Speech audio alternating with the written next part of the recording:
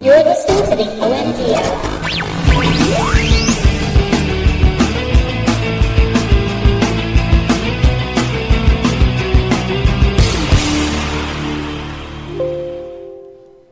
Welcome, everybody, to episode number 271 of the OMG Hour.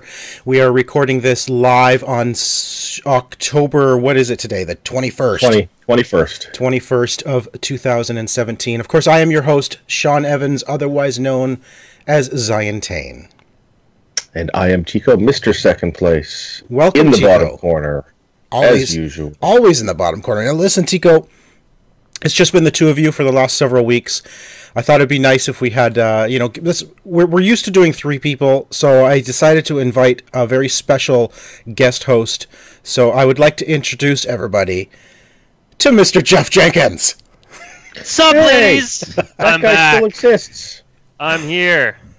Good morning. Good morning, Jeff. I really don't like how Tico got to say hello before me. That really Yeah. bothers me. Well, you know what? Well, This is just for the joke. I'm gonna try and Well, block I'll out the tell sun you what. here. Show up next week, and I'm sure I'll be relegated to fourth somehow. I'm Wow. actually in Montreal all next week, so I will not be here next week. Well, that's However, interesting because, on that note, I guess we can talk about that now. I will not actually be here next week either. I'm actually away for 4 days, completely off the grid. Like, I won't even have a phone or internet access. So, it's funny. We were not here last week because of reasons. And we're not going to be here next week either. So, my apologies. But, we're only getting 2 episodes this month. so that means that this show has to be so good, people can listen to it twice. Or, Well, you're here, Jeff. You know. Doesn't that... That's right. Isn't that enough? No, I was gonna go there, but thank you for bringing us there. I think we can make up for that adversity, Sean. Bloom, I'm like in a Star Wars movie or a Star Yes. Trek movie. Yeah, Jeff's completely backlit on his camera for those of you not watching the stream. Hello. It's because I've actually died. I died while waiting in a line, Yes. which is a really long story. Yeah, I'd really and like now to I'm know. in heaven, Yeah. obviously. While you were away, obviously, we told everybody why you were away because you were waiting in line for the iPhone 10. I mean, how's that going? Did you just give up, or? No, I've got like a robot version of me that's still in line waiting. I see. That's a it's good call. a really terrible robot. It's actually just a bunch of like soup cans strung together with some googly eyes. But I'm hoping that nobody's Nice. going to mess with it because it does look kind of dangerous. So it's we'll get there. We'll get there. Excellent. I'm really looking forward to the new Android operating system. Or wait, what am I doing again? iPhone 10? Right, the iPhone 10. Wow. Really looking forward to all That's- of the new. I'm the sure new that's where they features. got their new operating system. I'm sure they stole it from Android, so you're probably right. Probably. Well, I mean, Android started as a Linux-based operating system, didn't it? What did iOS start as? Same thing. Well, Unix based. Oh, there you go. There you go. There you Anyway, welcome back, Jeff. Glad to have you here. Thank you. Welcome. Glad to be back. Welcome to the OMG Hour. Yeah, actually, Sean, I meant to talk to you about this before. After we're done the video show, I would like to do a special audio show. Oh, I don't want to be on video to talk about this, but I want to do a little recording afterwards, and I'm going to actually tell people where I've been. fair enough. You don't want to do it on the video. I don't want to do it on the video. Audio only. So our Audio only exclusive. Wow, nice. Okay, so those of you not I watching want the people video, to go back and listen to the podcast. Go onto iTunes or Podbean or whatever we are, wherever we are. Podbean, yeah, same. Yep, Podbean. Go subscribe iTunes. to the freaking podcast. This is how I'm going to get people to subscribe to the podcast. Nice. Okay. Excellent. Well then, welcome back. Let's move on to games. Jeff, why don't you start us off with a couple of things you've been doing? Yeah. Okay. So honestly, I have not been playing a lot of video games the last couple months. I'm still really hardcore into Destiny when I do sit down to play. It is about the only thing I sit down to play. I'm sure you guys have talked about it to death, so I don't want to bore the listeners. But I did get. I'm like 291 right now on my Titan main, and Nice. I'm at 273. I want to say on my Warlock now. I got to 287 the other day. Yeah, So- and I think we're getting pretty high up there. You know, 'Cause- it's funny. You mentioned we've probably talked about it to death, but we actually haven't talked about Destiny since you haven't been here. No, really? I don't think we're allowed. No, because Destiny's kind of the thing you and I do together. So Right. Tico and I We can't, haven't played you it know, together, yeah. Tico and I haven't. We can't play it together because I you know. also played a little tiny bit of Overwatch Halloween event. Just a tiny bit. I was actually somewhat disappointed with how similar it is to last year's event. The new skins are amazing, especially the Symmetra skin, which I was very happy that I got. But the event itself plays very, very similar to last year, and I was kind of hoping for something a little bit new. You know, it's Right. been a year, and it's like the same map. It's the same. Oh, really? General. Yeah. They changed it up a little tiny bit, some new mechanics and stuff, but it's not as different as I would have hoped. So I'm hoping they fix that like in the future. Interesting. And then the other thing that I really wanted to talk about is Gran Turismo Sport. Right. So you got to try the beta? Yeah, so just to bring listeners back to the last time I was on the show and a lot of the conversations that we were having before when I was on more regularly, I've been really interested in, like, there was this really strong debate that I was having between Forza Motorsport 7, which is now out, and Gran Turismo Sport, which might be out now or might be just on the verge of coming out. So I was really curious to go try the Gran Turismo Sport demo. I wanted to play Forza Motorsport because I haven't bought it yet, but I wanted to play at least the demo before the show today. But it's actually installing on my Xbox right now. Oh. I'm not sure what happened. Like, I started installing it weeks ago, and then it's like I went to go play it this morning before the show because I'm like, that would be a really great conversation piece, right?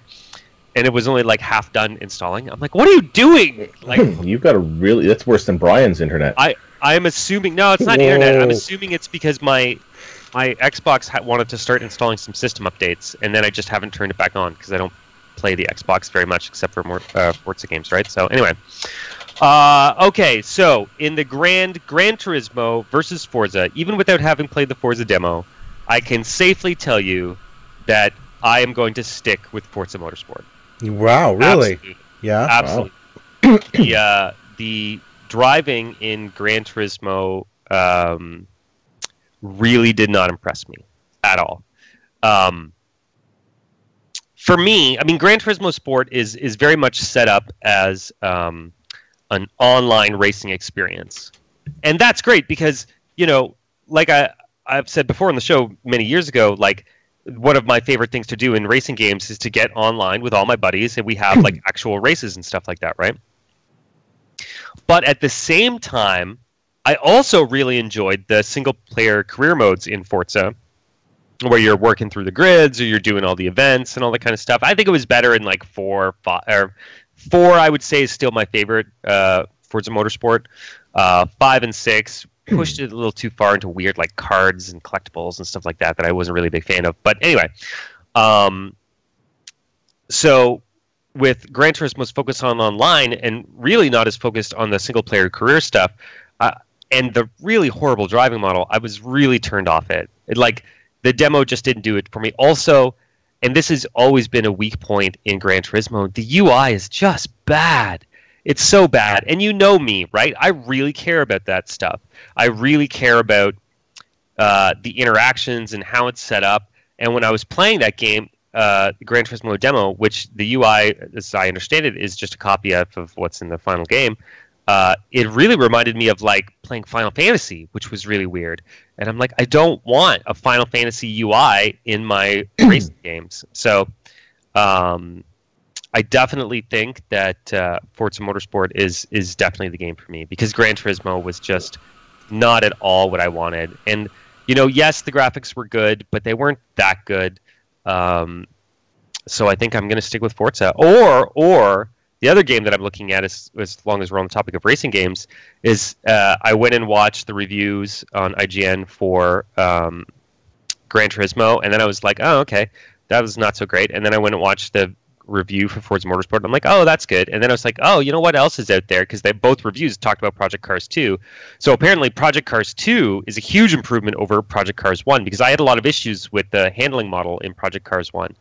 So now apparently they fixed it for gamepads, So I might go back and look at that. Although if my buddy TJ is listening to the show still, he's like, "No, you're not. You're going to go play Forza." So Forza, I think. I had read that they did make a lot of changes to Gran Turismo. Like, it's not like the previous ones. There's less customization. There's less cars. There's less tracks. Way less cars. Way less tracks. Yeah. And there's only 2 real-world tracks in Gran Turismo. Oh, wow.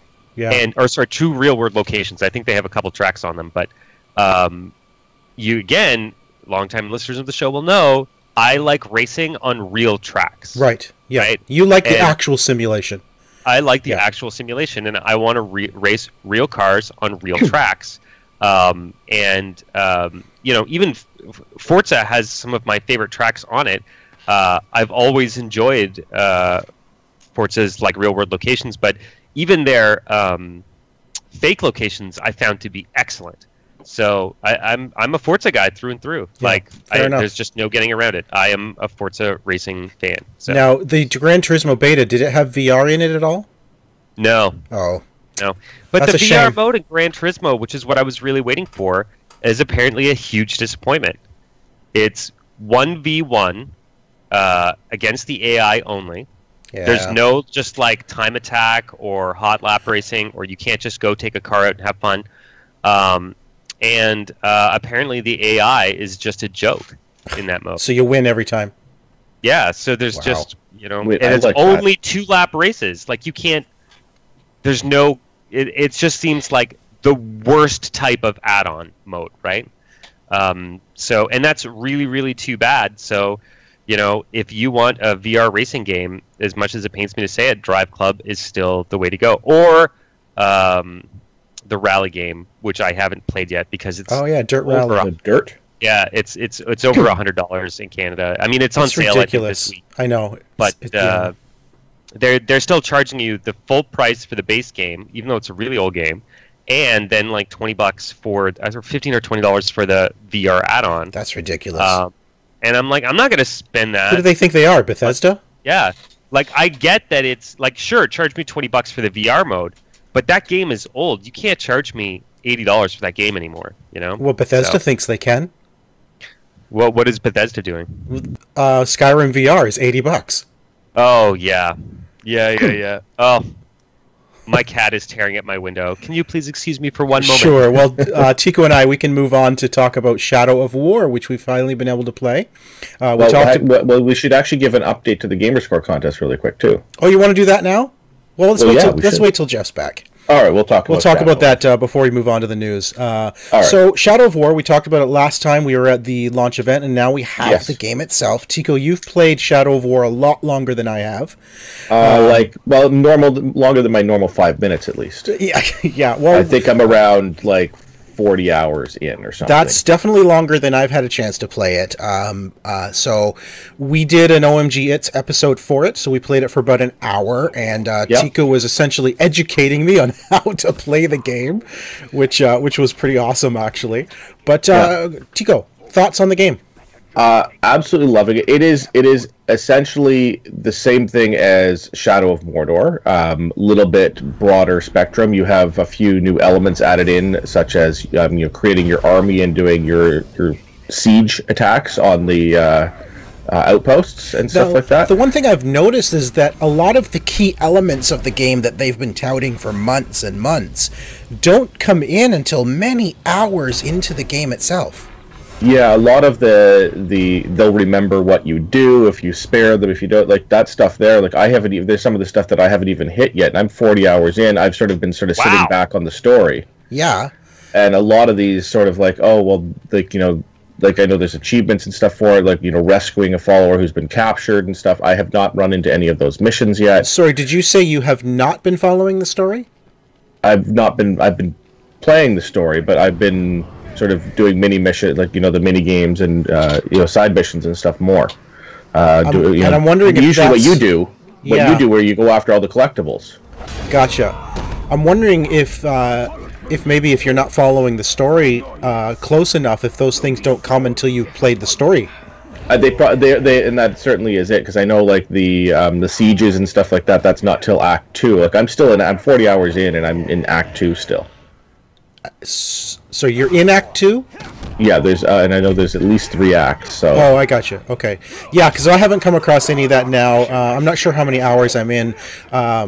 But here's what I've noticed about this game is they've definitely upped the whole Nemesis system, like incredibly, to the point where even on our stream as we were playing it for an hour, I was crossing a bridge and three Nemesis orcs approached me in this, like, all at the same time. 3 of them. yeah, And they, it was they just hang out. It's like, They carpool. are you serious right now? The thing is, if you look at the map, there are there's these skull icons on the map, okay? Yeah. And those actually represent the Nemesis orcs, or the leaders, the captains and stuff, right? And there's some maps that have a whole clump of them all in one area. And it's Which makes sense though, because they're all going to get together in like the big cities and stuff like that to protect that city and that citadel. So if you go into those cities, there's going to be more than one captain in that city. Where in the previous game they were really spread out. Like chance of running into 2 at once was very rare. And now you're going to run into 2, maybe 3. In fact, I think I came across 4, all in the course of less than 5 minutes, and they were all chasing me. And it's like, are you serious right now? You know. It's like, come on, give me a break. And then, of course, one of them, I was trying to defeat one, and then his whole army came along, and you get surrounded so fast in this game. Like, you really have to be careful, because you can get overwhelmed incredibly fast. Yeah. You know? Yeah, and sometimes you do have to run away. Yeah, and I ran away from one of them. I climbed up really high where they couldn't get me, and then it enraged one of them because he gets enraged by cowards.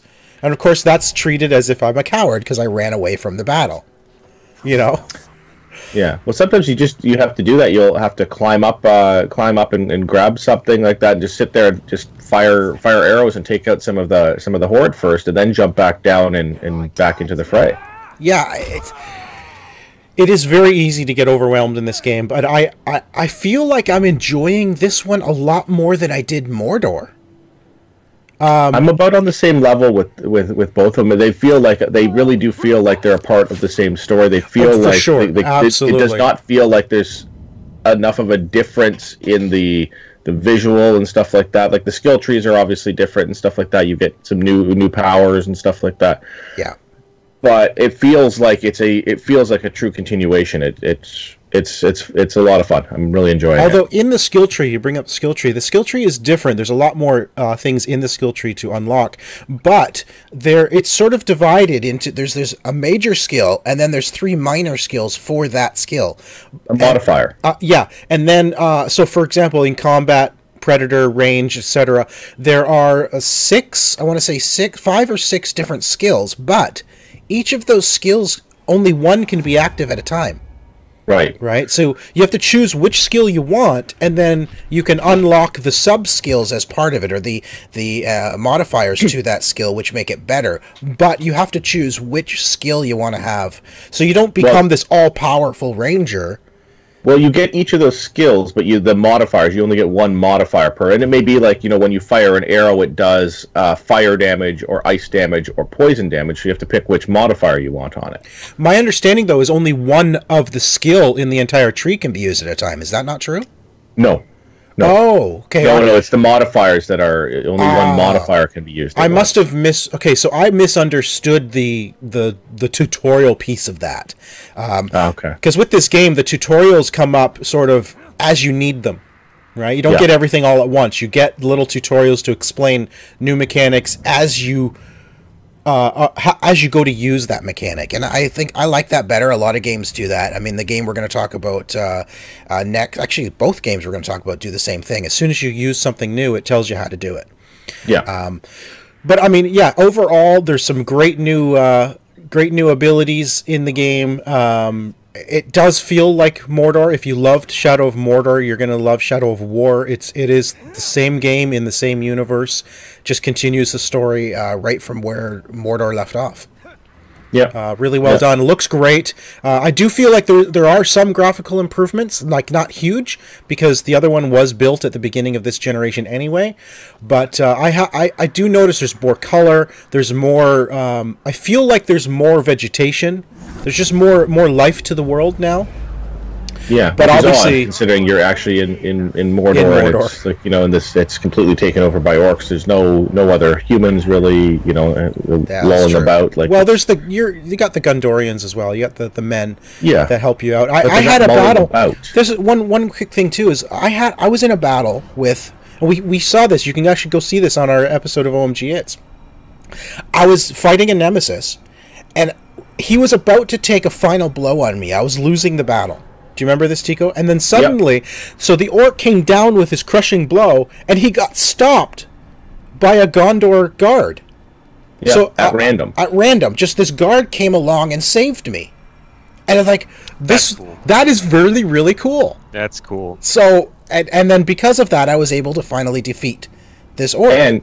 And he stayed. And after that, he didn't just stayed. say, "Okay, take off." He stayed and fought with you until Yes. you finished off that battle too. Yeah, he stayed there. What that and it's like, okay, that is cool. That it was unexpected and it was really, really cool. So I really enjoyed that. So in that sense, the game feels much more alive.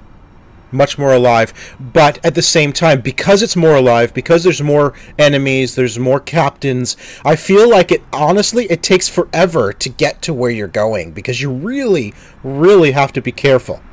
You know, you have to either sneak around really carefully or battle a lot of orcs between where you are and your destination. Yeah, I do that. Yeah. I end up doing that. I end up I'll run. It's like, oh, there's a guy, and I'll just like sneak up and behind him and stab him in the back really quickly, and then take off again. Well, where I was trying to go, there was like dozens and dozens of orcs. It wasn't just one; it was dozens, and of course there were captains everywhere. So I had to really be careful. So the next game I want to talk about is a game that Tico, you and I actually really enjoyed from PAX East. Yes. So I'm hoping it doesn't have our PAX East curse, which is, the games that we love at PAX, when they get released, we don't like them. So the game I'm talking about is Elex. Or Elix. Elix. I think it's Elix. Yeah, it's Elix. So Elix feels... I think I remember this. Yeah, this is... it's very open world. It's very, very RPG. It's an action RPG a la, say, Skyrim. It really gives me a Skyrim vibe. It's a huge open world. You are a character thrust into adversity. Just, you have nothing. You have everything to start with. You are... What? Wait. You're not a prisoner, so you're not... It's not Bethesda. You have to Look wait. at that logo on the screen, that Elix logo on the screen right now. Yes? And then change the letters ELEX for HALO. Is that the Halo logos? Yeah, that's the Halo in there. And Oh then, my gosh. And then when you had the menu up a second ago, like the UI in the game, it was all blue and everything, just like the Halo UI. Interesting. I'm not a big, huge Halo fan, so I wouldn't have noticed. Jeff, I know you love Halo, so that is interesting. So anyway, huge, lush, open world, looks gorgeous. I mean, I wouldn't say it's on par with something like The Witcher 3, but it looks good. My problem with this game, and Tico, I don't know how far you are into it. The problem with this game is that it is unbelievably difficult, and the difficulty, a lot of it comes from the fact that the combat system is really clunky. Like, there's no precision. It just feels like I'm hammering, and you're good luck if you actually hit your enemy. I'm pressing the wrong buttons because the button mapping on it is really, really odd, right? So the X button on PlayStation is you sheath or unsheath your weapon. And then the square button is your jump button. So I keep wanting to jump or jump out of the way of the enemy, and I keep sheathing my sword or sheathing my weapon, which just makes me run away. It's just I keep pressing the wrong buttons because the button mapping is unnatural in this game. Yeah, I feel the combat is not great. It really isn't. I'm finding like with the missions and stuff like that, and that your quests, it doesn't really tell you where you're supposed to be going right at the beginning of the game. It's like, well, follow this guy. Then once you get to that area, it's like, yeah, just go talk to people, whatever, and go do stuff. Just go do stuff. Yeah. And like I got murdered very, very quickly. Stepped out of town. There was two guys who were like, I don't know, robbing a. So I don't know what they were doing. They were sitting there, so I decided to, go over see what they're doing. They're like, "Oh, well, we're gonna kill you." I'm like, "Okay, well, then I'll." And then you're dead in one I hit. pulled up my weapon, and then like one hit, and I'm dead. And like, okay, that is like you're literally like 2 feet outside the starting city. Maybe don't put that level guy right there. Right. Yeah, this is the first city you come to. The idea is you have nothing. I think you have like a metal bar as a weapon. You have no armor, just your the clothes on your back.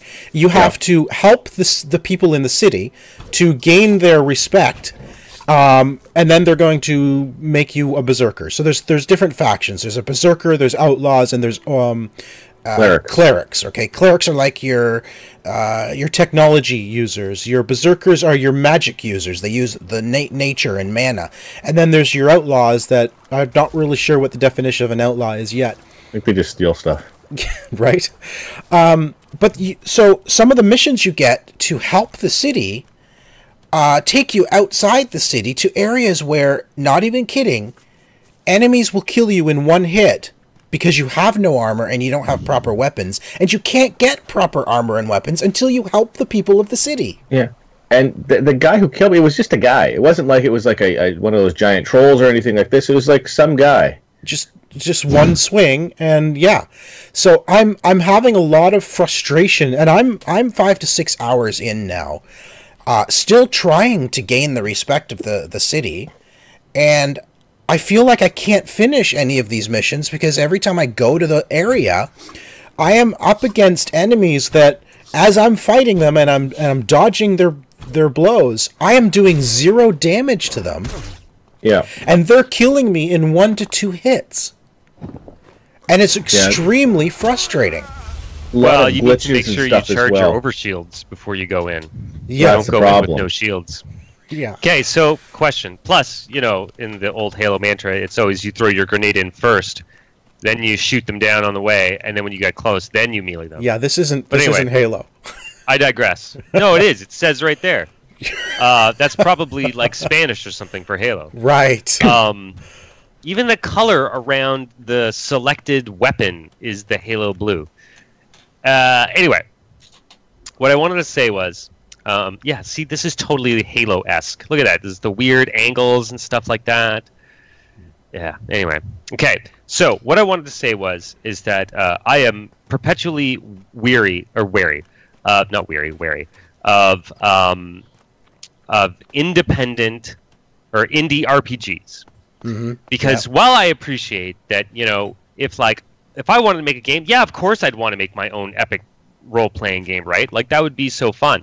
But there's a reason that, Skyrim was built with 110 people, or Mass Effect was built with, 300 people, or all these things. Exactly. It's really hard to build an open-world RPG. It takes a lot of people, because, it's not just world building, but it's like you need to have hundreds of different types of mechanics and stuff like that to keep it going, and even though I love it, I'm assuming this is some European developer. Is that that accurate? It is. Yeah. Okay. So, yes. Because small European developers love to tackle big role-playing games. Like this is like a common thing, right? Yeah. But they never hold up to properly staffed RPGs, never. And that always makes me nervous. So while this game could be really fun, it's going to have all kinds of shortcomings, right? Like, that's just the way these games go. They're so big in scope, it's hard for a small independent team to make a game like this. No, I and that's agree. where you always run into problems, like weird things like, oops, we accidentally ripped off the Halo logo, or my UI looks like it's out of some game that should be from the future, or the combats are weird, or we didn't have time to put a pathing system in, or we didn't have time there's to put no a scaling pathing system in, right? Like, these are all things that in a modern RPG we would expect to be there, but these guys, because they're so small, probably, again, I don't know how many people are on the team, but I'm assuming it's not many because it's a small European indie developer, they have to focus on the core things, the world, maybe the story, maybe a couple of mechanics work really, really well. Yeah. But that's like, it's like a vertical slice of what is expected to be a much Yeah. bigger game. And when I say Yeah. this really gives me the Skyrim vibe, is because this is a very big world. It feels like you're jumping into a very live world where there's lots of stories going on. There's a lot of history, you know. Like you feel like this world is alive, you know. Yeah, this is post-apocalyptic? I just realized. It is. It is, Yeah. yes. Yeah. Yes. Okay. So That could be where the future set UI and ripped off. Yeah, the little- you start off, you crash land your spaceship. yeah. Oh, Well, it's not a spaceship; it's a ship. But yes, it is Well, it could be future. from but space, it's you also don't know. not. It's also not Earth. So it is sci-fi world. But yeah, I mean, this is a game I want to love because it's everything I love in a game. But the mechanic, really, it comes down to the combat mechanics are terrible. The difficulty is off the charts, and let me tell you something. What you're seeing here in this video, where I die in about 3 hits, is easy mode, gentlemen. This is easy. This is not... so is this? like, I had to Sorry. drop it to easy, hoping that I could at least get through something. And Yeah. the enemies are... And this is still the beginning zone. And the enemies are killing me in 1 to 3 hits. And I'm doing very little damage to them. Is this supposed to be like a Dark Souls type vibe where No. the combat's like it's really No. complicated? You've No, got a lot of stuff. Because a game like that, the combat is really, really refined. Okay. Yeah. Like you have to have precision combat in a game like Dark Souls. If this is a Dark Souls type game, the combat is horrendous for that kind of Yeah. game. It would be impossible. Yeah, people would be throwing their controllers very, very quickly. Oh, absolutely. Well, I feel like throwing my controller. But I want to like this game. I want to like it. I keep coming back to it, hoping maybe I can just go around somewhere, go up, because you have a jetpack so you can fly up. And last night I got so unbelievably frustrated with the game. I just, okay, that's enough. And I'm not sure if I'm not sure if I'm gonna be able to get back to it, because I feel like I'm at a point where I can't do any of the missions I have because I die every time I go try to do it. And this is on easy level. Yeah. You know, I have only ever played one European indie RPG, and it's barely an RPG. It's more like a Diablo-esque type game, but that I ever liked, and that was Saker 2. And that's the only one. And every single other one that I have ever tried failed to live up to my expectations. Like, yeah, I could play this, but if I wanted to play a game like this, why wouldn't I go play Dragon Age Inquisition again? Right? Or Right, yeah. Or Skyrim. More Skyrim. I still have Skyrim content that I haven't finished. Like, Exactly. why would I play this instead of a game that I know is 100 times better in this genre? Yeah. Like, it's just, if you have a small team, keep the scope of your game small and do that really small thing really, really well. That's why games like that succeed. You know, Yeah. like Cuphead, which I think just came out. Like, really well done game built to the scope of something that a small team can handle. That's right. So, I mean, I don't do this often for games like this, but my recommendation is to stay away from it. It's really, if you like games like Skyrim, The Witcher, even though this, as much as this wants to be that kind of game, it's going to frustrate you because the combat and it feels so clunky. You know, it's got great RPG mechanics, leveling up your character and all that stuff, but it just fails in guiding you properly. It fails in the difficulty, even on easy mode. I'm telling you, I can't believe I got it easy and things still kill me in one hit. This is frustrating for a player. Okay. The fun isn't John. there. Yes. You're on a desert island, and you can only take one game with you, and it's either this game, the Halo ripoff game, or Styx, Master of Shadows. Which do you take? Okay, so Jeff and I also played. That's a difficult one to say. Oh my gosh. I would probably choose Elix over Styx because at least Elix I could work my way through a little bit at a time. You know what I'm saying? Yeah. I could probably find something to do to at least get myself the equipment I need. Fair enough. All right, South Park. One final game before we move on to the news. South Park came out. Tico, you've been playing South Park as well. Yes. And Yes. what are your thoughts on the sequel to? I was a big fan of Stick of Truth. I love Stick of Truth. Now, let me preface that with I hated South Park, the IP, the game. I hated South Park. But the South Park Stick of Truth was incredible. I loved the game. It was unbelievable. And the fractured butthole Yes. is just more of great South Park gaming. It's incredible. So it is a fun game. The humor is there. It was written by the guys who write the show. The storyline is flushed out properly. The combat's a little bit different. It is still a turn-based combat system, but it's sort of more of a 3D. Not 3D, but like I don't know what the word is. It's more tactic. It's more tactics now. Yeah, they've added tactics. Yeah. So before it was more like your traditional turn-based RPG where you on one side of the screen, your enemies on the other, and you just attack. Mm-hmm. Now you actually have to move around like there's a grid. Like attack. Yeah, there's a grid like a tactics game. Right? And your attacks cover a very particular area. They might attack only straight in front of you. They might attack the 9 squares around you, etc. Did you guys ever play, I think it's called Enchanted Arms? It was a 360 launch title. Is it like that, where the grid, where your attacks can go in different shapes on the grid? Yes. It is like that exactly. I loved that game, by the way, Enchanted Arms. That was a great game. Well, then anyway, you'll probably like... Did you play Stick of Truth, Jeff? I did, but I didn't finish it. I found Stick of Truth to be very slow in the beginning. Oh, yes. Fractured Butthole is the Yeah. same. It is very slow to start off. Yeah, and that's an issue for me usually, not so much this year. Usually at this time of year, there's so many games vying for your attention that I'm like, oh man, just let's get going. I want to, right?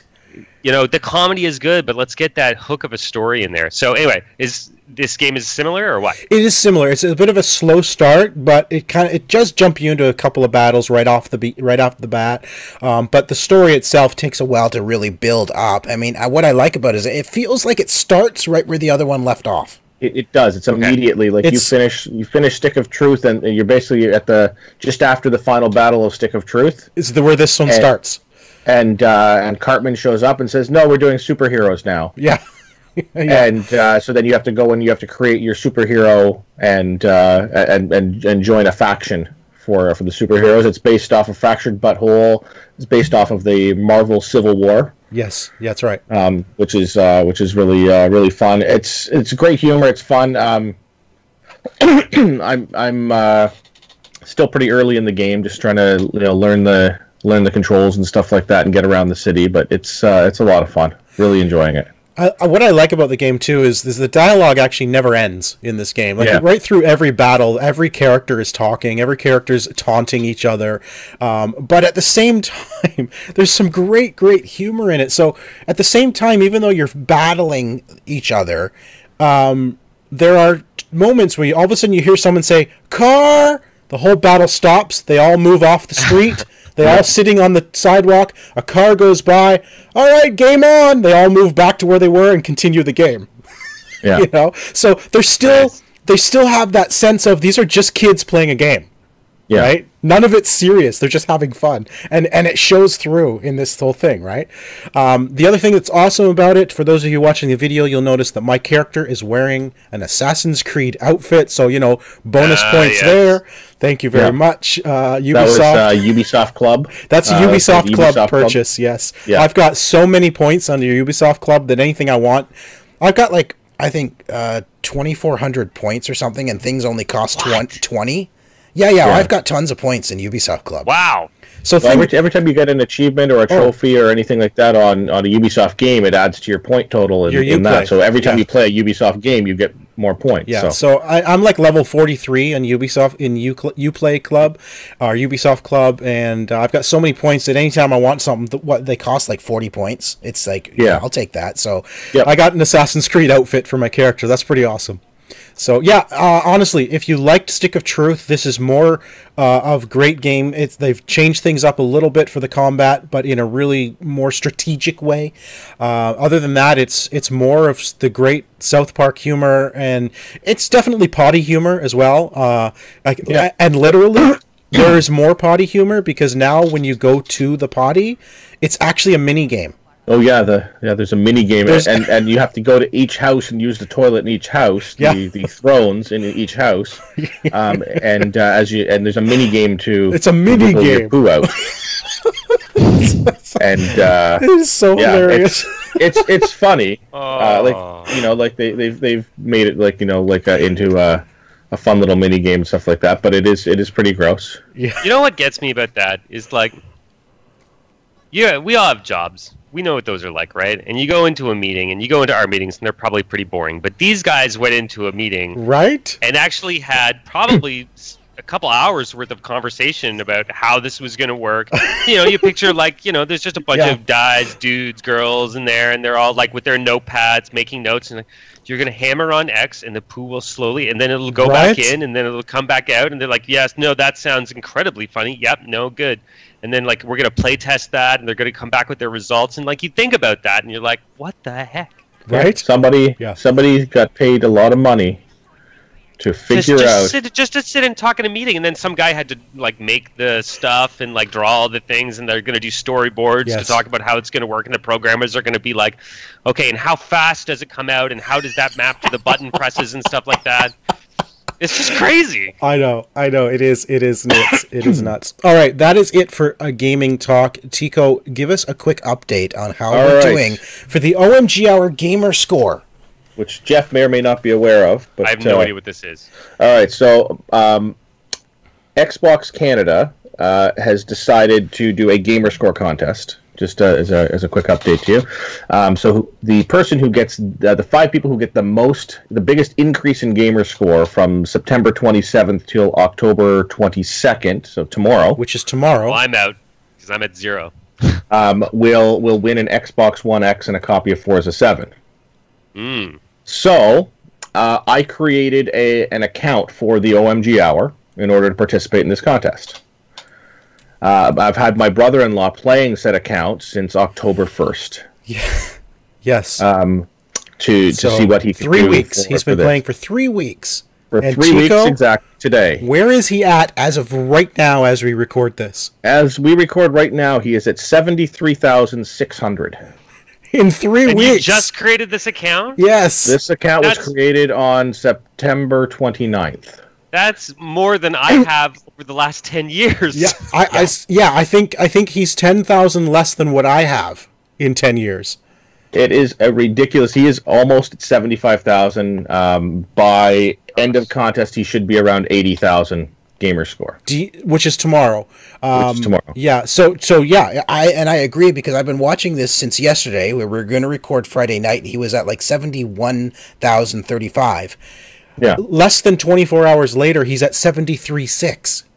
Yeah. It's unbelievable what he's able to do and be able to gain his gamer score. His completion percentage, he's popping in a game and he's finishing it. He's not grabbing 100 or 200 from each game. He is finishing games, getting the full 1,000 on everything. I think last I checked, he had 48 to 50 100%ed games. Yeah. It is a ridiculous stat. It's fun. It's a really interesting thing to see what you can do. To put this in perspective, when Sid and I had our little back and forth gamer score contest, our total was 40,000 between the two of us. Yeah, he's doubling that. And we both risked, divorce and permanent injury from our wives in having done that. And that was putting up 20,000 each. Yeah. So I can't imagine trying to put up 75 to 80,000 in 3 weeks like this. This is absolutely unbelievable. Yeah. Anyway, we are moving on in time, so we're probably going to go a little bit over this week because we got to make up for no show next week or last week. So anyway, gentlemen, let's move on to the stuff.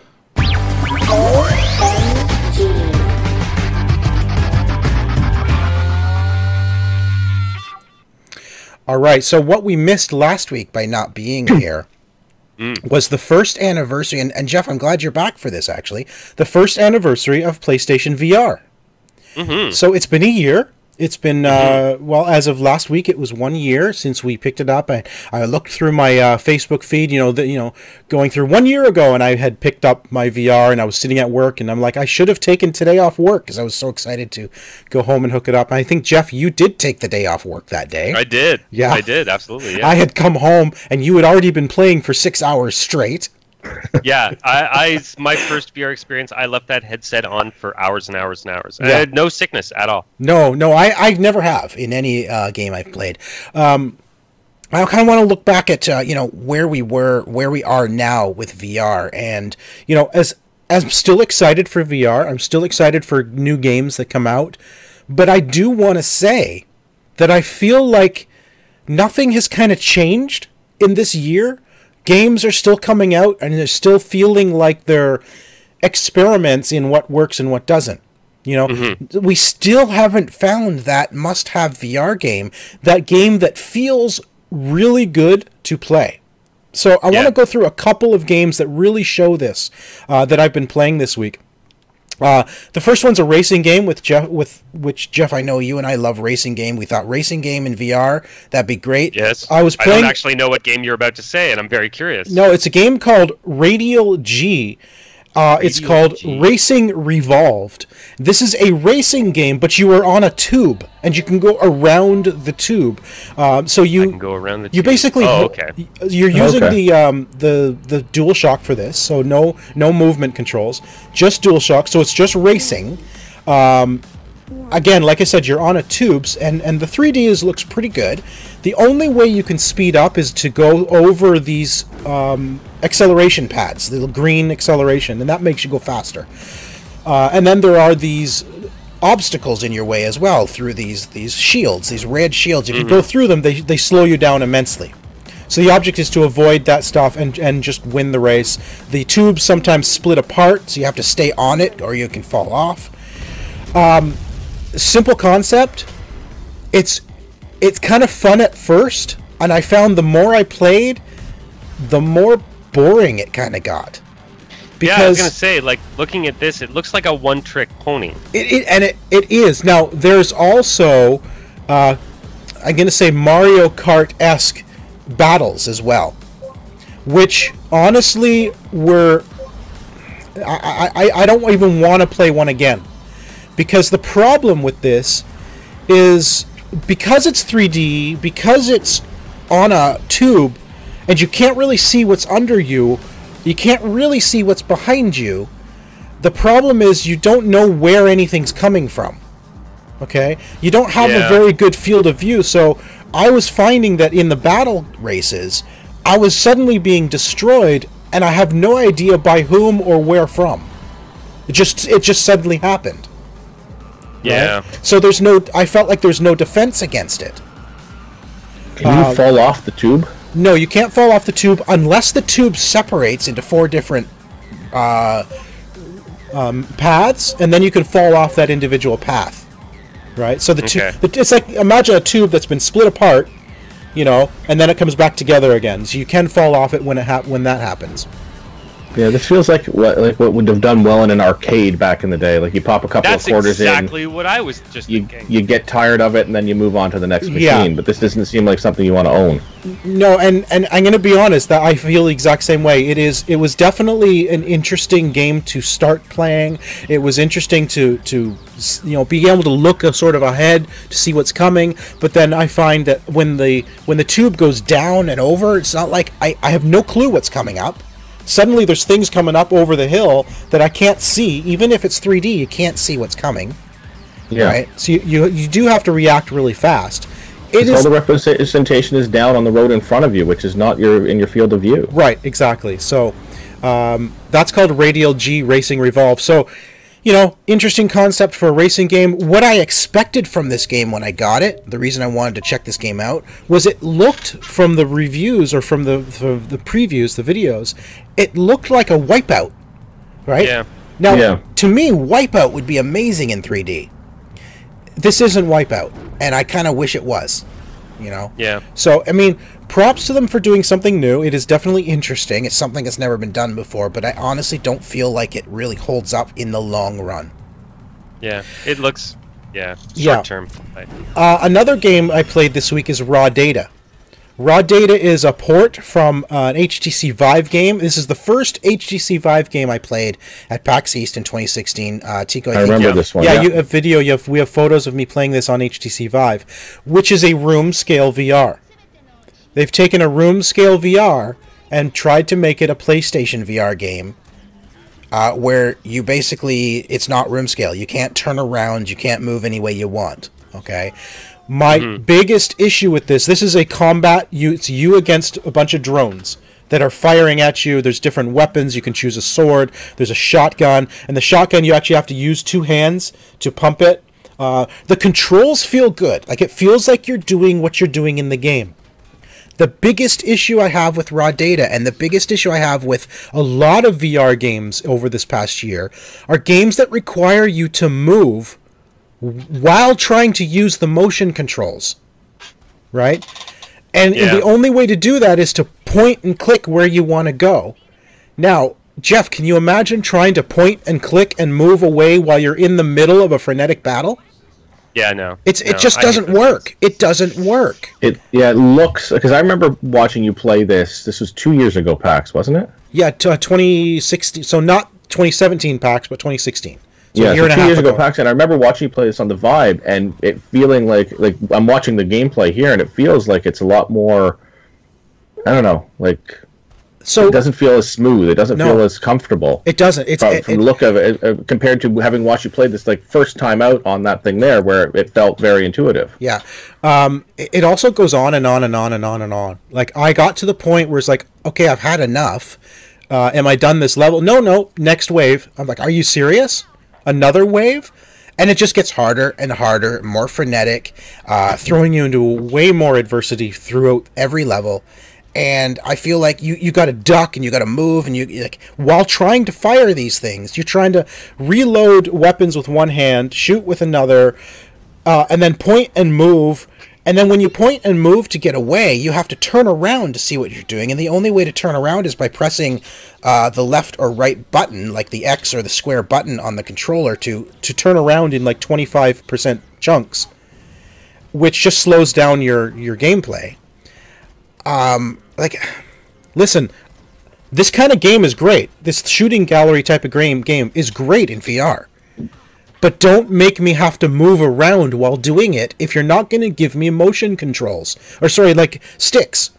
Right? If I don't have sticks for movement, don't make me have to move around in the middle of a frenetic battle. It doesn't work. Yeah. Mm-hmm. Finally, one other game I played this week. Jeff, I think you'll really like this, because this is along the lines of Eve Valkyrie. This is a game called End Space. This does VR good. This is, I think, really where VR shines, in space combat. Okay? Mm-hmm. Using a DualShock controller. Now, Jeff, what's one of the biggest complaints I would say with Eve Valkyrie is probably the targeting and actually locking onto people, right? That's the hardest thing about it. It's a little tricky, yeah. In this game, you're locking on where your guns are facing is where you're looking. Oh, okay. Right? That is like the heavy ships in Eve Valkyrie. Yeah, so this one, your guns basically follow your eye movement, which is great because that means I can actually look around and I can follow my enemy while bringing my ship around. And while I'm bringing my ship around, I can still continually fire at him. You know? Which works. It works incredibly well. So let's talk about space games for a second, because I don't actually know much about it, but you're right, I do love spaceship games. Is this just a combat game? Is it like multiplayer only? Is it like single player? What? This is single player mission, single player campaign missions, which is great. So it's not, there's no online. So it's like Free Space. Have you ever played Free Space? It is like Free Space. Yeah. So this is single player. It is mission or campaign story mode. You know. So imagine taking Eve Valkyrie and adding story mode to it. You know, that's what this is, and it's really well done. It looks great. It feels great. You know, I love being able to just look at my enemy and lock on. You've got missiles, homing missiles. As soon as you locked on, you can shoot a homing missile, or you can fire your primary cannons, right? Really, really good. Really well done. Cool. This is, to me, this is really, like I said earlier, this is really where VR shines, is in space combat. It just feels good to be there, you know? I think, honestly, if I'm looking back over the year of VR, what works best are space combat, right, with a DualShock controller, okay? Games with the motion controllers are things that work well, are games that you don't require you to move. They just require you to use your hands and move, like touch things, you know, pick things up, put things together. That's what works. That what works really well.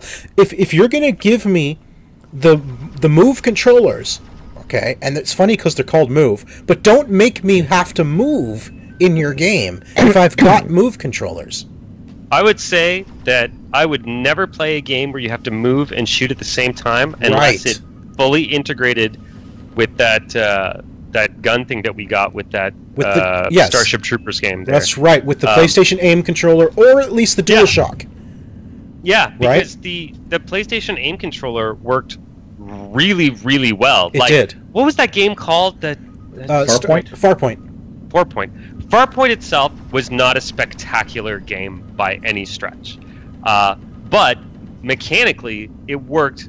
Well, it just worked. I mean, it worked really well. Like, that was a really good experience. Now, it's unfortunate that, you know, unlike that last game you were showing, you couldn't do dual wielding, or it would be weird to use that with a pistol or a sword, because I know you can use swords in that game. Like, it would be weird to do that. Yeah. But that game, if I have to move and shoot, I need thumbsticks. Exactly. I do not want to point and click. Exactly. Like, that is so, like, I've played games like that before where it's too frantic, where I'm like, now I'm worried about, like, I got to shoot all these guys, but then I got to move back somewhere. Like, no, just let me backpedal. Give me... Exactly.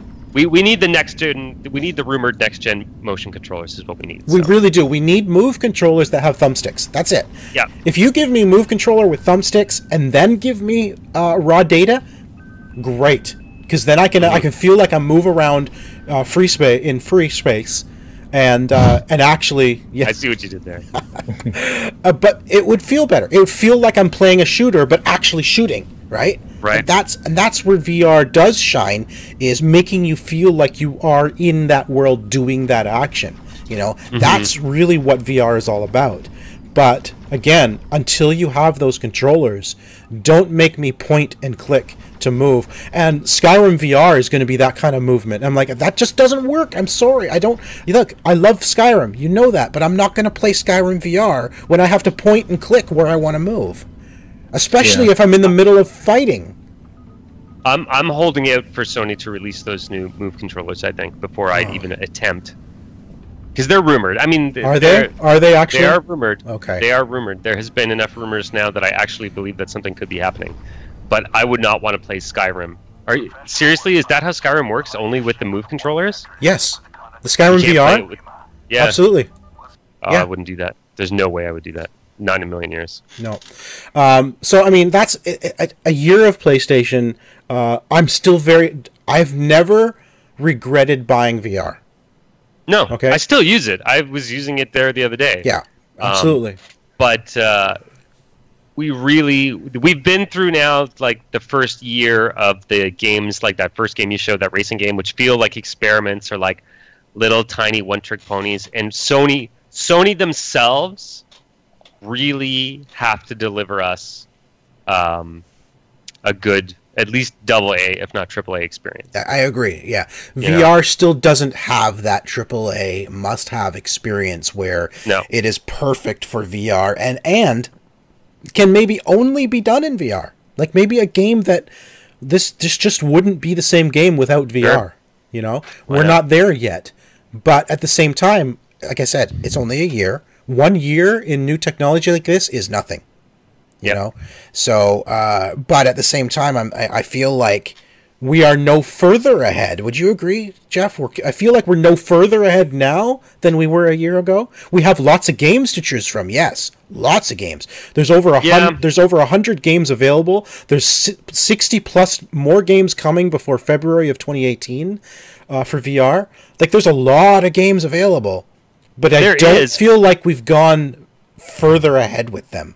But I believe that we said, like, 3 months after PlayStation VR came out, that we needed that big experience, right? Yes. We can have 100 small experiences. I'm not going to care about those. Right. You know? Right. And I've bought some. I've played some. Some of them were really clever. The one where your hands are stuck in the box and you got to figure out that one. Yes. Static. You know, there's been games like like clever, that. Yeah. That's a VR game that works because it actually takes the fact that you have this mask on, the fact that you physically can't see your hands, into the gameplay. Super cool. It's brilliant. But we need the next gen experience. Oh, we need that the game Keep Talking and Nobody Dies. Oh, yeah, that's the bomb. Yeah, the bomb defusing game. That's a brilliant VR game. That's right? a super great. Because again, that takes into account the fact that the person in VR can't see the instruction manual, right? And then you have the other people with the instruction manual. You have to talk. This is what I see. I see red wires, blue wires. And they're like, okay, try this, and you have to decode it, right? You have to defuse the bomb. That's a brilliant VR game. But I think I have the manual for that game right here somewhere. Yeah, I have it over here as well. But that's brilliant. But it's not a AAA. It's not a game that you're going to be in for hours on end. It is that was a party game, you know. Yeah. So there's So VR still has a long way to go. I'm still happy I have it, but we're still waiting for the next big thing. And speaking of the next big thing, do you guys actually believe all the news recently that single-player games are dying? Do you actually feel like single-player games are dying? This came out because EA shuttered Visceral Games, which was working on a single-player Star Wars title that everyone was super excited about. This is the one that what's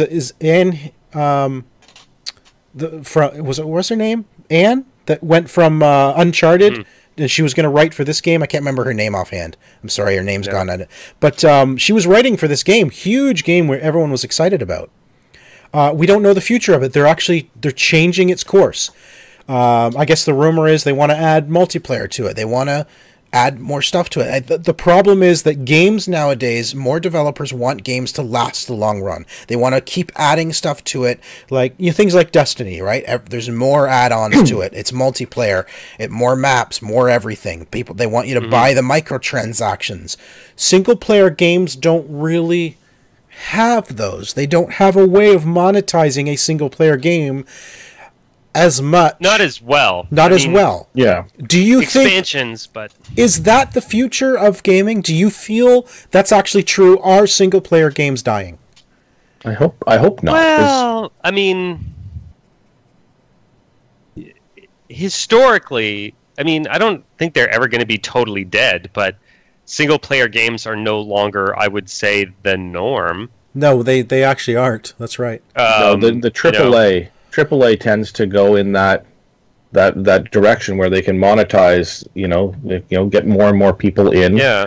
Get your friends in to play with you. Doesn't matter if you're level 100 and they're level 1. Get your friends in to play with you. Go buy your friends a copy of the game.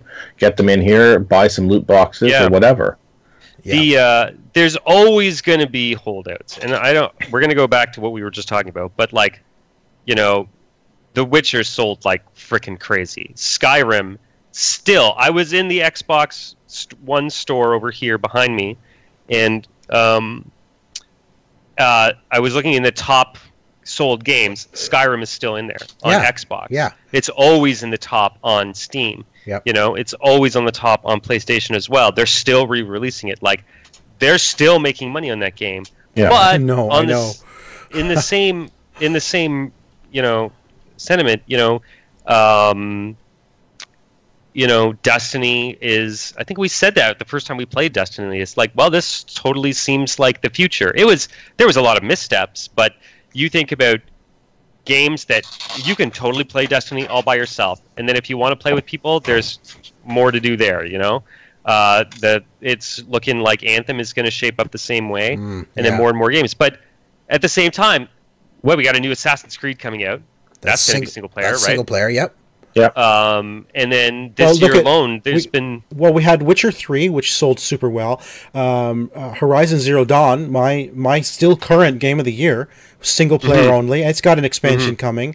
I mean, which is new Uncharted. I mean, Sony is definitely still banking on single player experiences. Yes. You know, they release tons of them, and there is tons in the pipeline. There's the new God of War game. There's another one that just escaped my mind. But they have like tons of single-player games that are always coming out. EA, you know, they did just put in what is apparently a really good story mode. At least it looks good so far from the trailers for Battlefront 2, Star Wars Battlefront 2. Yep. There's that whole single-player campaign there. Well, see, and that's a good point you bring up right there, because what was the biggest complaint for Battlefield 1? There was no single-player campign. Yeah. Right? So many people... Sorry, Battlefront. What did I say? Battlefield? Yeah, I know. Star Wars Battlefront. MUEA.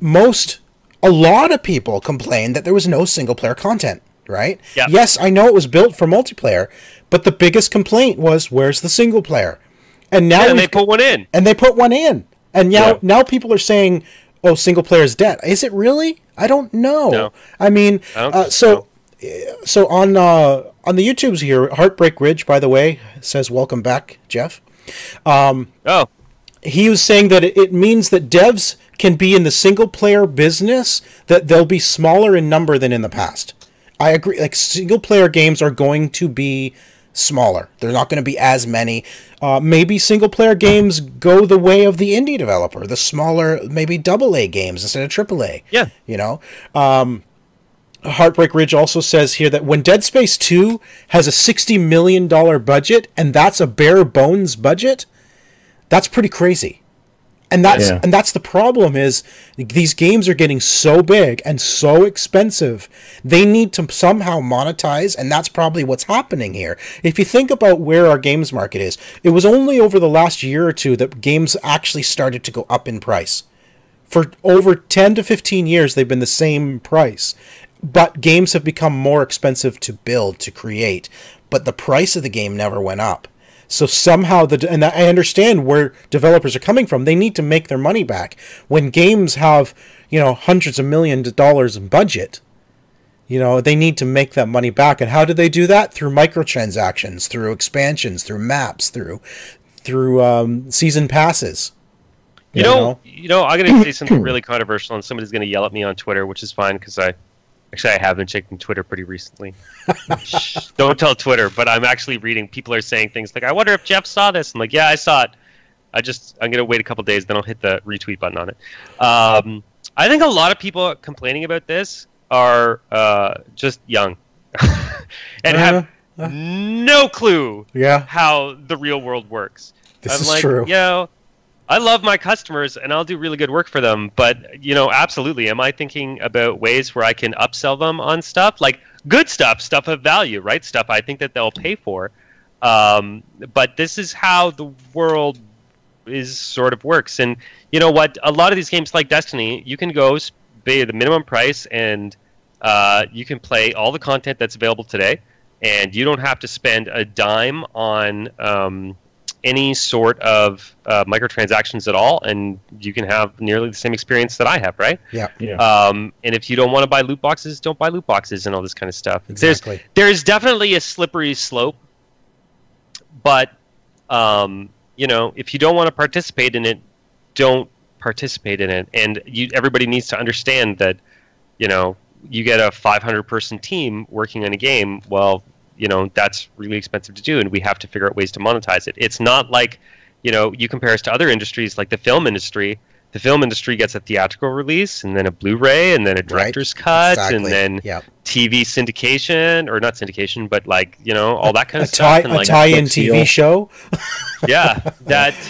And then overseas releases, and that one movie that cost them, $100 million to make is going to generate revenue for 30 years. They get to market it more than once. That's the thing. They get to market it and sell it more than once. Whereas games, pretty much once what they have that window. If they don't stay relevant, then they're done. Yeah, exactly. Yeah. And if I was going to release a game, let's face it, it would be like Us 3 and some like RPG Maker type game. But Podcast simulator. I would look at different ways of monetization too, and that's just because I'm an evil capitalist, I guess. I don't know. Yeah. It's also, we're grown-ups and we make a lot of money, so just a couple of more things. It affects us a little bit less. So just a couple of more things. One quick thing on this same subject is, so Xbox has said that they, some of their solution or their something that can help with the single player issue is, of course, they've announced their backwards compatibility to Xbox One, Xbox original games, right? That's definitely something that has to be fixed. Yeah, right? I mean, industry, and Sony's got to get on board with that too. Exactly. Backwards compatibility has got to be a thing. I can take a game that I bought on Steam 15 years ago, and I can still play it today. Right, exactly. So, that will help. But at the same time, like we've talked about that before, do people really care about backwards compatibility? They care about it at first. They jump back in for the nostalgic reasons. But is it enough to carry them through? I don't think so. Sometimes. Man, I got I got my Xbox One right here. I've got every Mass Effect installed in there, and I still play it about once a year. Well, I'll go through and play one of them, I really love Mass Effect, and Mass Effect on PC is an unmitigated disaster. So, and there's games in there. Also on there is Paradise City. Burnout Paradise. Yeah. Right? And we were playing that, not recently, maybe it was a month and a half ago or 2 months ago, but I'm still playing that. So, yeah, sometimes it's... Sometimes backwards compatibility, yeah, I totally agree with. Is it for some throwaway game that I don't give a damn about? No. But there's a lot of gems on the Xbox 360 that I absolutely love. Kingdom of Keathlings, that game is super fun. And now what? It's just gone and I'll never get to play it again? Yeah. Well, this is a thing. People just went nuts for the Nintendo Classic Mini and SNES. Yeah. Right? So this is exactly that. If you put them in as backwards compatible, people are being like, well, we may not want that. But if you released an Xbox original Mini in store for $100, people would go crazy for it and be, just running around making sure that you got like the Duke controller with the Mini Xbox. Well, the Duke controller is coming back. The Duke controller is big enough you could put an original Xbox inside of it. That's true. You could. That is absolutely true. Just hook the controller up to your TV. If the cable it's just an HDMI cable. That's it. And it just goes just to your TV. Just go straight there. But it's like a 2-foot cable. Of course. So before we move to the next topic, Heartbreak Ridge says the game he's most afraid for is Red Dead 2, based on how GTA 5 Online brings in billions for Rockstar. So I was actually thinking that when they announced Red Dead 2, are they going to create a Red Dead Online as well? Well, Red Dead, they did have the original had really fun online. But it was a little bit broken. Yeah. Oh, it was incredibly broken. Yeah. It was so broken. But totally, we could just go be cowboys and do pretty much whatever we wanted, and that was kind of amazing in its own way. I would be surprised if they don't go that route, if they don't go the GTA Online route with Red Dead. The thing with GTA, though, GTA had a fantastic, fully fleshed out single-player game, too. Yes, as Red Dead 2 will. Yeah. But I would be surprised if Rockstar does not do a Red Dead Online afterwards. I think they absolutely will. I don't actually know why GTA 5 Online was broken. I actually don't know anything about that. I know that it's there's tons of money packs that you can buy, but I don't know. I've never played it. No, I haven't either. I think originally there was connection issues when it was broken. Actually, the GTA 5 Online or GTA Online was a lot of connection issues. I don't think it's been out for years now. They're still adding. It's fine now. Yeah, they're still adding tons of content to it, like tons and tons of content. It's always expanding, So I'd be surprised if we don't. I guarantee you. I'm going to say this right now. I think there's going to be a Red Dead Online as well. Come after launch, there'll be a Red Dead Online. We can all go be cowboys online together. I'm so looking forward to that. And they're probably going to try and the new monetization scheme will be a virtual hand that just reaches right into my wallet. That's right. And pulls up my money. Exactly. So I know, Tico, you've got to time limit, so run really quick thing before we end the show. Tico, this is just for you. Oh, it makes me sad. Lego Dimensions has apparently been canceled. Not 100% confirmed by Warner Brothers yet. Not officially. But Lego Dimensions apparently has been canceled a year earlier than expected. What do you mean it's been canceled? So they were supposed to have a wave 3. There was supposed to be another year of toys. They're actually year 3 of waves. They're actually going to cancel that wave. So no more toys. It's getting a little. I guess it's too expensive to build those. The individual toys sets for the game. Was too expensive to maintain it, which is sad. I really enjoyed this. I have the entire collection with the exception of that Supergirl figurine, which was an exclusive, right? Which was an exclusive, so you can only be purchased in the PlayStation 4 bundle, or if you went to E3 like 2 years ago. Well, here's the thing then. Once they cancel all the toys and Walmart puts them down to $5, then you can go buy the PlayStation 4 one and just throw everything away and just keep the figure. Well, yeah, for $5 if it gets to that point. Right. I don't know. I'm disappointed. I really enjoy the Lego games, and I really had fun with building the figures. Like I still remember coming home the first time with that and just sitting down, my wife walking in and thinking like I'm acting like playing with my Legos like a little kid. Right. Yeah, I know. As Leah's coming over, can I play too? I'm like, no, you go away. You'll break my stuff. You get lost. Believe me, I understand the Lego thing. I have lots of Lego over there. Lots of big, huge Star Wars Lego. I've got the big, 5,200 piece Lego Millennium Falcon there. That's 30 pounds when it's built. It took me 40 hours to build it. I understand Lego. Is there a Skylanders game this year? No, they are on hiatus. Yeah. This is Lego Dimensions is the last holdout for the Toys to Life game genre. Yeah. Until Ubisoft launches its Starfighter game. Spaceship game. Yeah. So, which is much smaller in scope. Yes. Than all of these things. Much smaller in scope. And doesn't require the toys, I think. Exactly. So, are we at, much like the musical instrument, are we at the end of the Toys to Life? I think we are. I think because I was thinking about that the other day, Jeff. It's funny. I was thinking about that, how Rock Band and Guitar Hero just, even on this next gen, they tried to come back and it didn't work. It didn't happen. Yeah. I think the only music genre or game that is still going right now is Rocksmith, but that's a real guitar. That's not toy guitars. Yeah. Right? That's using stuff like Just Dance and things like that don't require the instruments That's anymore. just it. I think the plastic accessories for games are just going away. Stores don't like to stock them anymore. They're very difficult to. Well, they like to stock them when they're selling like crazy and they're not on the shelf for very long. Right. I mean, I know they've never realistically liked having the huge drum kits and stuff. Like, where the heck are we going to put these things? Especially those really tiny EB games. But when they're not selling, nobody wants them on the shelves for sure. Well, that is pretty much that's too bad. That's it for this episode. I do want to remind you that since I'm not here next week, the week after is Extra Life. I will be participating again for the 8th year, and I have lots of games to give away. I've got Shadow of War, Lego Worlds, I've got Lego Ninjago for the Switch, I've got Outlast Trinity, I've got some The Walking Dead on PS4. So Shadow of War for Xbox, I've got to give away to a lucky winner, a donator. I will randomly choose names, and you can choose which game you want. I'm also going to have Assassin's Creed to give away. Assassin's Creed Origins. I'm going to have South Park.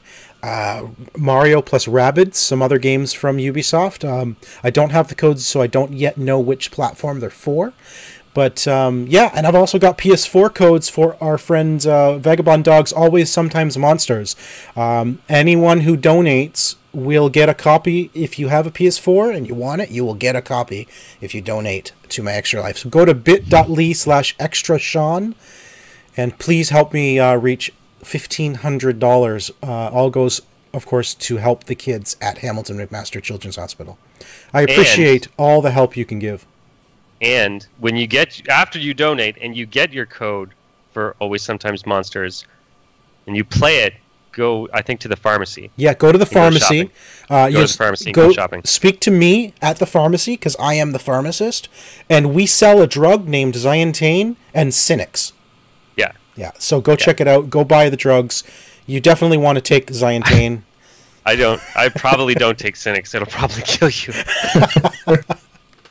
But yeah, that's awesome. Our friends, they're friends of ours, and I am the pharmacist in that game, so that's pretty cool.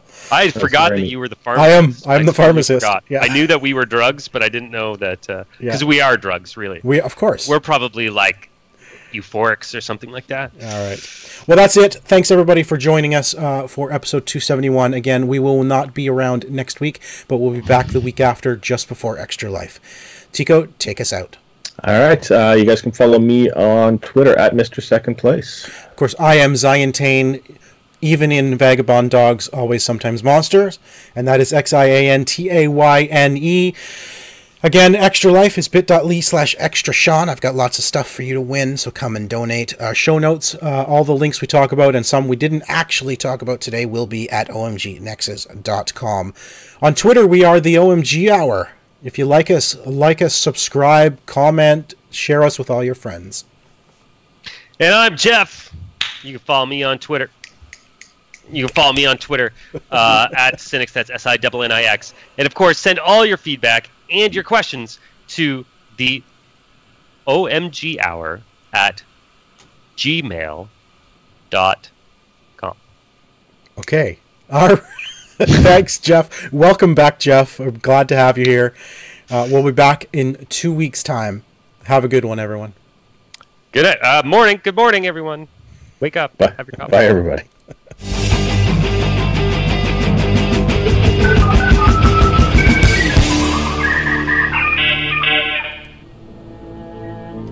This has been an OMGNexus.com production.